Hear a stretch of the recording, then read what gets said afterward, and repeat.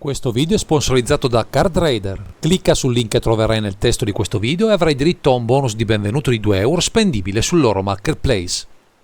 Benvenuti cari amici su Underground Sea per un video dedicato all'EDH, provando ad approcciare al formato in maniera un po' diversa, non guardando al presente o alle future uscite, piuttosto rivolgendoci al passato, alle tante leggendarie emerse negli oltre 30 anni di questo incredibile gioco. Dopo aver scovato una vecchia carta proveniente dalla Set Invasion, questa volta andremo ancora più indietro negli anni, precisamente in quella del blocco dell'era del ghiaccio, con i colori esper a farci compagnia per un approccio al gioco veramente perfido. Forse la nomea di questo color pie è derivata anche dalla capacità di questa leggendaria di interagire con gli avversari spesso e volentieri, rimarcando quanto anche una creatura apparentemente innocua in questi colori possa fare veramente male a tutto il party. Questa volta riparleremo di Merieke Riberit.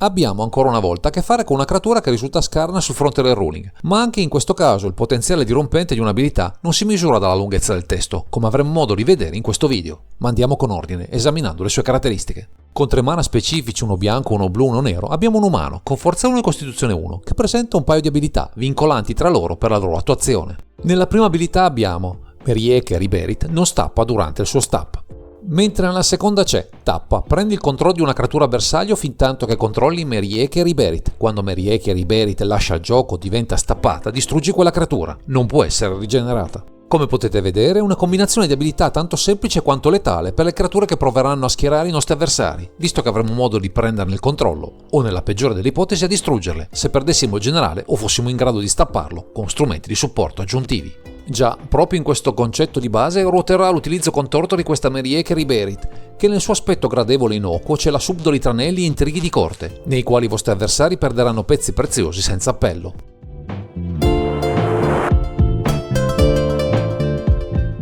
Come la più abile delle strateghe, la nostra Merieke Riberit costringerà le creature degli avversari a passare dalla nostra parte, rompendo i giochi al malcapitato di turno, facendo nostri permanenti più interessanti oppure distruggendoli con le opportune accortezze. Esistono infatti diversi elementi, basti pensare a Freed from Real o a Pennin's Aura, che permetteranno a comando di stappare il generale, dandoci modo di replicare il suo effetto, distruggendo anche board molto complessi, lasciandoci campo libero, sono con il meglio a disposizione. A questi effetti tipicamente distruttivi possiamo affiancare altri skill effect, come nel caso di Agent of Treachery, che ben sinergizzano con il comandante, così da incrementare la nostra presenza sul board a discapito dell'intero party. Di pari passo ogni carta, come Illusionist Bracer, che permette di raddoppiare gli effetti del nostro generale, ci darà modo di catturare con un solo tap ben 2 creature, rendendo la vita di tutti gli avversari un vero inferno, soprattutto se il loro gameplay è basato su di loro. Con questa base di partenza sarà naturale affiancare all'aid che subiremo per le nostre nefaste azioni una serie di elementi di interazione tra Dovin's Veto, Anguish Unmaking e Supreme Verdict, scegliendo il meglio che i colori a disposizione ci offrono copiosi. Insomma, a dispetto degli anni, questa Merieke Riberit è in grado di tenere a testa anche agli avversari più accaniti, con subdole trame e intrighi di palazzo sopraffini, da fare invidia alle losche vicende dei Borgia del XIV secolo.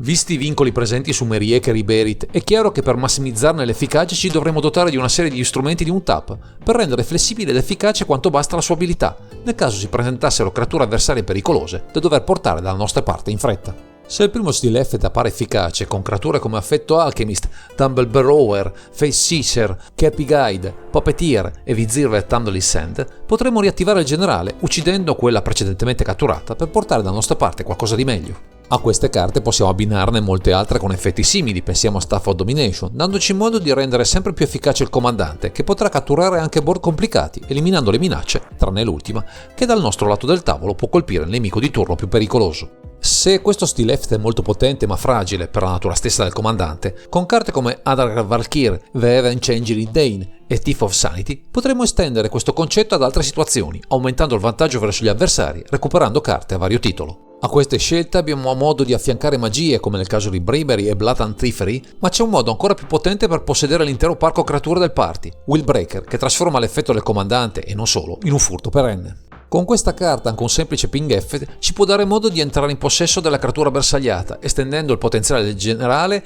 in una build dove gli untap effect diventerebbero il motore dell'intero mazzo. C'è però un modo ancora più subdolo per impossessarsi delle creature del party attraverso il loro passaggio dal cimitero, grazie a Giza, Glorious Resurrector e Rise of the Dark Realms, per ribaltare le sorti della partita con un semplice effetto. Tutte queste azioni porteranno a farvi odiare molto dai vostri avversari. Ecco perché sarà bene dotarsi di qualche protezione tra Darksteel Plate, Mother of Runes e Shore Up, sia verso il generale sia verso le creature appena passate dalla nostra parte. A favorire questi steel effect avremo anche a disposizione meccaniche di clonazione come Sakashima of a Thousand Faces e Roboran Mercenaries, utili anche a replicare, superando il ruling delle carte leggendarie, il comandante per acquisire ancora più value dal campo di gioco. Anche copie effect come Conjure Closed e Ring of Brightheart possono raddoppiare l'efficacia del comandante e non solo, ampliando ulteriormente il raggio d'azione della nostra build, tanto semplice nel concept quanto efficace. L'unico vero ostacolo alla nostra strategia è la keyword Hexproof, che potremmo però aggirare con carte come Arcane Lighthouse e Glaring Spotlight, che disattivano queste protezioni su tutte le creature, lasciandoci campo libero nel corrompere quel che ci pare. Questa meccanica, che basa molti vantaggi sulle dinamiche di un tap, si sposano alla perfezione con la combo basata su Hong Scepter e Dramatic Reversal, per trasformare il nostro generale in una macchina da guerra, per avere campo libero fino alla vittoria.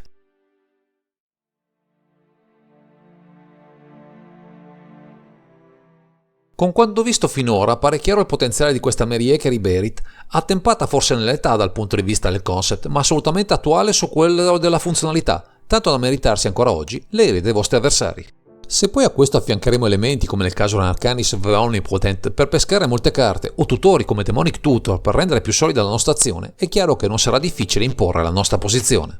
Con i colori a disposizione non ci mancheranno tutti quegli elementi tipici per scolpirci la mano come Brainstorm e Ponder, o per rimbalzare qualche permanente come Ephemerate, Glossy Flicker e Cloud Shift, magari pure il generale, per renderlo nuovamente efficace verso altre creature da portare dalla nostra parte. Chiaramente per tutto quello che non viene gestito dal generale avremo bisogno di qualche elemento ulteriore di controllo, ma con counter del calibro di Arcane Denial, Mana Drain e Negate non ci faremo mancare l'occasione di frenare le velleità degli avversari più pericolosi.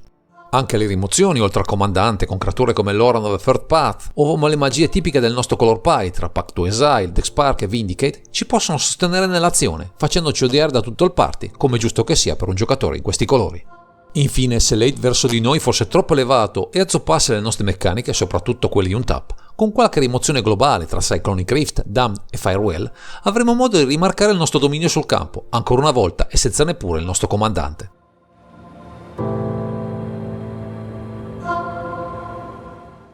Fin qui abbiamo visto il potenziale di Merieker Iberit, che nonostante l'età saprebbe ancora dire la sua tra i tavoli da gioco. Ma la domanda da porsi alla fine di tutta questa disamina è: ci sono delle leggendarie migliori che possono insediarne il posto nella zona di comando? Anche se non è direttamente collegata agli steel F del nostro comandante, Marchesa of Black Rose può permetterci un piano simile, con il resto del 99, miscelando la sua abilità a Death Throne con gli effetti di sacrificio in combinazione con il furto delle creature degli opponenti. Analogamente, anche se con dinamiche e colori differenti, Offrey Ghost Forge offre un potenziale analogo, esiliando creature entrate in nostro possesso per replicarne gli ETB, con degli spiriti che andranno a copiarne gli effetti e in caso di morte esiliandole definitivamente. Se invece ci piacciono gli effetti di un tap, anche se con un approccio completamente diverso, Kinnan Bond and Prodigy è il candidato ideale per sfruttarne il potenziale, anche se perdiamo completamente gli steel effect e tutta la capacità di controllare il board degli avversari. Sulla stessa linea avremo la Wound of the Seer, che punta a valorizzare effetti di un tap nell'ottica di riempire il board facilmente, cortocircuitando i costi delle nostre carte, allontanandoci di molto dal concept di questo generale, che riesce, ancora oggi, a essere più unico che raro. Insomma, nonostante siano passati gli anni, la nostra Merieker Iberit ha ancora un suo perché, riuscendo tuttora a ritagliarsi uno spazio di deck building più che valido, non essendoci dei veri e propri sostituti che riescono a racchiudere le medesime capacità.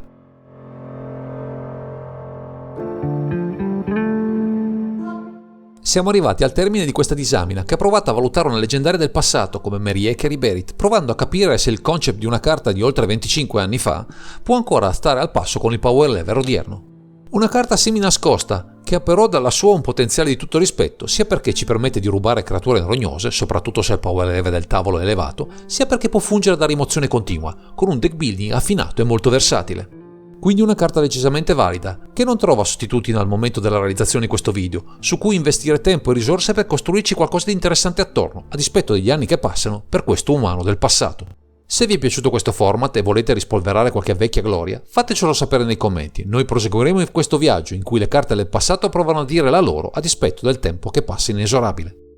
Direi che questo è tutto per questo video, grazie per averci seguito e non dimenticate di commentare, condividere e sottoscrivere il canale per ritrovarci sempre qui su Underground Sea.